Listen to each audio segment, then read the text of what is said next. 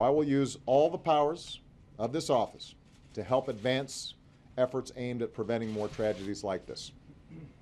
We won't prevent them all, but that can't be an excuse not to try.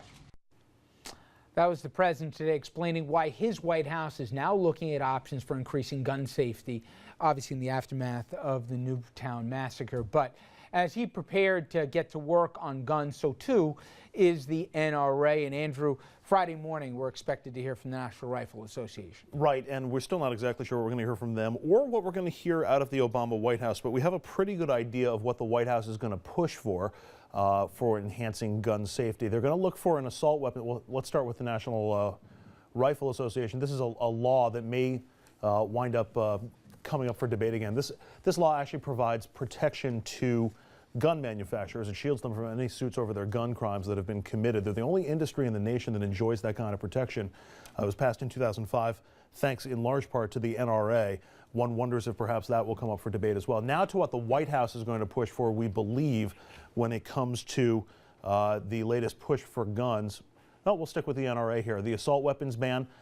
One argument that we're going to get from them is that the assault weapons ban didn't work. Well, you know, we've already heard from some members that Columbine happened during the middle of the assault weapons ban, so not the greatest example. High capacity magazine ban they're going to claim is a tax and is too expensive on gun manufacturers because it would require revamping of most of the guns that are out there.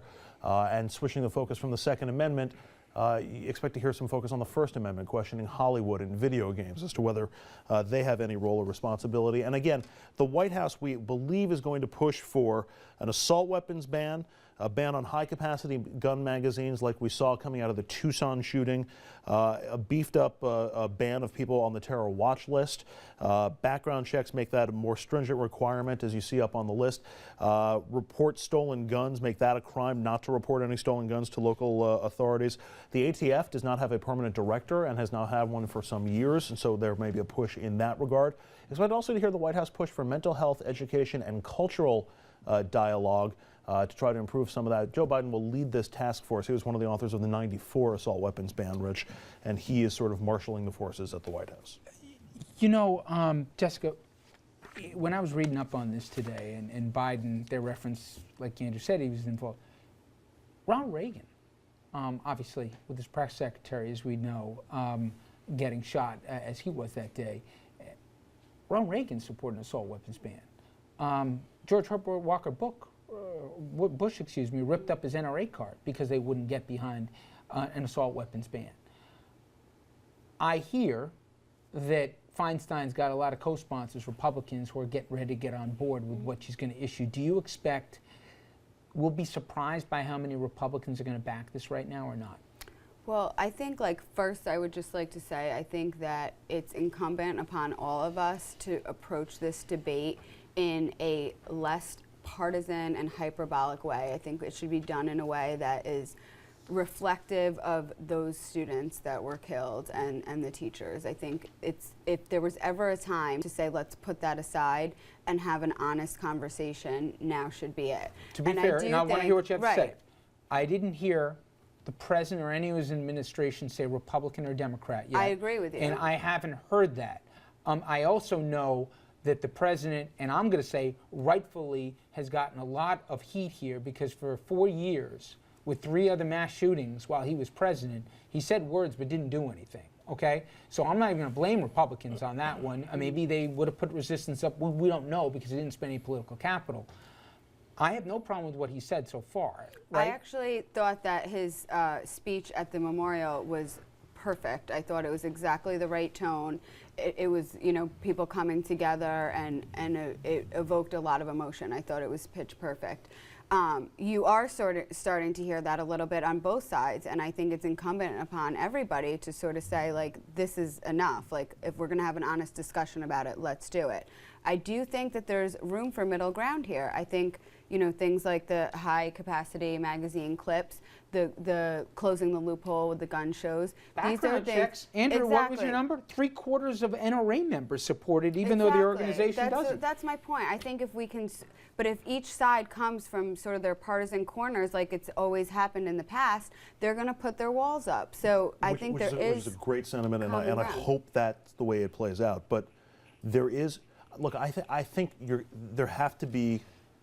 A lot of this debate has to come from gun rights supporters, and there have to be gun rights supporters who say, we'll give up some of these, because the relationship that, unfortunately, the Republican Party, for the most part, has had with the NRA in recent years has been very similar to the way it has with Grover Norquist, But which is Andrew, getting a lot of external pressure for an absolutist argument, which is absolutely no reforms are possible because that's an infringement of rights. But hang on a minute, because it's not just a Republican issue. This is not a partisan not saying issue. it's This not- is far more a geographical issue.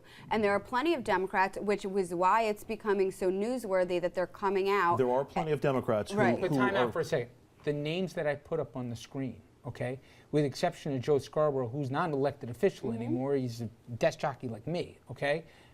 They're all Democrats who say, I've changed my mind. Well, he was a Republican. I know, that's my point, but he's nothing now, right?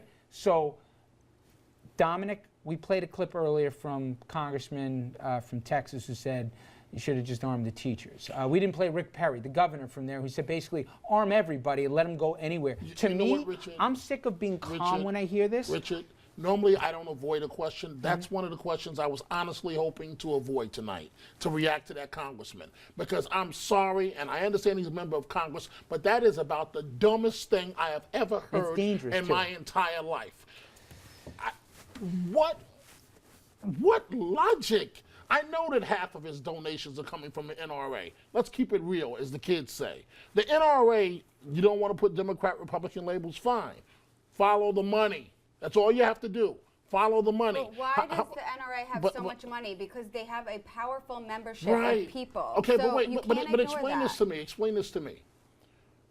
A company makes the guns, and yet you're protected if that gun kills someone. The only, Explain, let me just explain if I could how does emphasize, that Don, happen? you How guys does that at the happen? table know this, but if you ever want to hear and feel the power of lobbying in our nation's capital, one single industry in the entire country of every different walk of life has complete immunity for its product, and that is gun manufacturers. Now, Because it's Why? not the gun, it's the user of Right. it. Guns don't Why kill don't we people. have that? why don't we People have kill that for people. cars? Why don't we have that for any product? Well, Why because is you it only don't guns that prosecute have that production? Toyota if someone commits vehicular manslaughter. It's the same So thing. you're making my point. Why do we have to have one single protection in this country for one single industry, which is the gun Well, manufacturer? it shouldn't be. It's the tool. Maybe the It's better an analogy is inanimate tobacco. object. Maybe the better analogy is tobacco, because tobacco companies are liable for the damage their product does, even though the users of that product know it does damage. You could make the same argument with guns. The people who inflict damage with But you guns know, know but that with they're. all due respect, guys, we don't have to get into theoretical stuff. For me, I'm sorry. If a guy like Rick Perry or Louis Gohmert goes out there and says, give the lunch lady a gun, now you're talking about my kid's safety, okay? So I don't want to do any of the theoretical But, talk Rich- anymore. I want somebody to call this guy out. Right. Why are we even listening to Rick Perry? This guy couldn't walk 2 steps in front of each other to run for president. He couldn't name 3 agencies that he wanted to shut down. Why are we even listening to? He's a sitting governor, so I shouldn't call him a clown.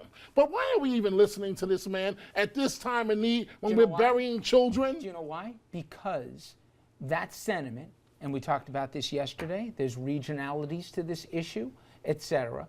But like every difficult issue in this country, and I'll bring up the issue of drunk driving. I remember when I was younger, it was kind of laughed First at. under If the you were, rug, you yeah. know, how banged up you were when The you got cops behind would the drive wheel. you home. Well, one mom who lost her kid decided, you know what, I'm going to do something about it, and started MAD. It became a movement, and that movement now has made it not only not funny, not only punishable, but enforceable and not cool to drink and drive anymore. The same thing happened with seatbelts in this country and everything else.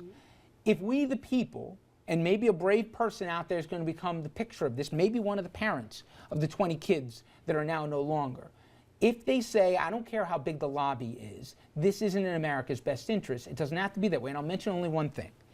This is not, as they say, without precedent. In 1996, not that long ago, in Australia, hardly the bleeding heart capital of the world here with the Outback, there was a shooting where 35 people were killed and 23 more injured. In 11 days, They changed the entire landscape. Basically what happened is every gun had to be registered to their owner, and gun buyers had to present a genuine reason for needing the gun, and you couldn't just say self-defense.